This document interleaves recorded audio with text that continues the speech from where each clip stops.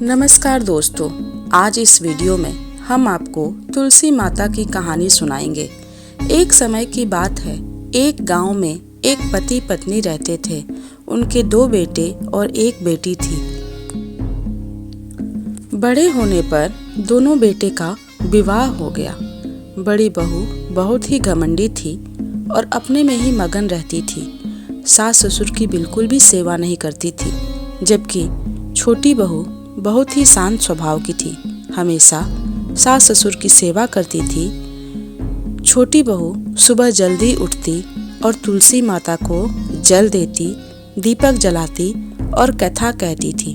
छोटी बहू का पति कुछ कमाता नहीं था और उधर बड़े बेटे की कमाई से पूरा घर चलता था।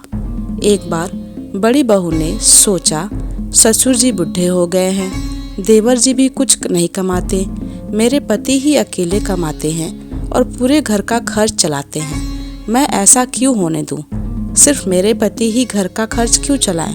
बड़ी बहू सास ससुर से अलग रहने को कहने लगी। बड़ी बहू ने घर का बंटवारा करवा दिया। घर का जो भी अच्छा सामान था वो अपने हिस्से में ले लिए और जो भी पुराना और टूटा फूटा सामान था वह छोटी बहू को दे दिया। सास ससुर और ननद को भी छोटी बहू के हिस्से में दे दिया। अपने मकान का अच्छा हिस्सा ले लिया और टूटा हिस्सा छोटी बहू को दे दिया।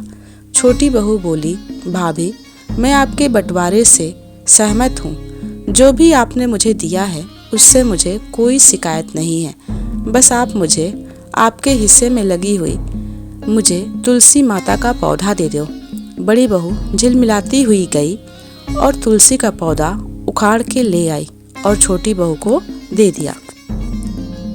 बड़ी बहू छोटी बहू से कहने लगी, ये ले तेरी तुलसी का पौधा, वैसे भी मुझे पूजा पाठ करने का फुर्सत नहीं है। छोटी बहू ने पौधा अपने हिस्से में लगा लिया। तुलसी पौधे के साथ साथ लक्ष्मी माता भी छोटी बहू के घर चली गई और वहाँ विराजमान हो गई, क्योंकि लक्ष्मी माता का वास तुलसी के पौधे में होता है। धीरे धीरे बड़ी बहू के घर में परेशानियां बढ़ने लगी और छोटी बहू के घर में धन समृद्धि बढ़ने लगी। बड़ी बहू के पति की नौकरी चली गई और छोटी बहू के पति की नौकरी राजा के यहाँ लग गई। वह राजा के यहाँ मन लगाकर काम करने लगा। राजा ने प्रसन्न होकर छोटी बहू के पति को रहने के लिए मकान और खेती करने के लिए 100 बीघा जमीन दे दी। वह दूना चौगुना तरक्की करने लगा और बड़ी बहू के यहाँ कंगाली छाने लगी। उसके पति की नौकरी भी चली गई और वह बीमार रहने लगा।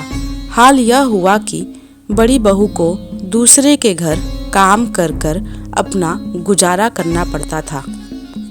उधर छोटी बहू ठाठ से रहने लगी। वह अपने सास ससुर की सेवा करती और रोज तुलसी जी की पूजा करती और कहानी सुनती थी। तुलसी माता की कृपा से छोटी बहू के घर में अन्न धन का भंडार भर गया। हे तुलसी माता, जैसा आपने छोटी बहू को दिया वैसा सबको देना, सब पे अपनी कृपा बनाए रखना।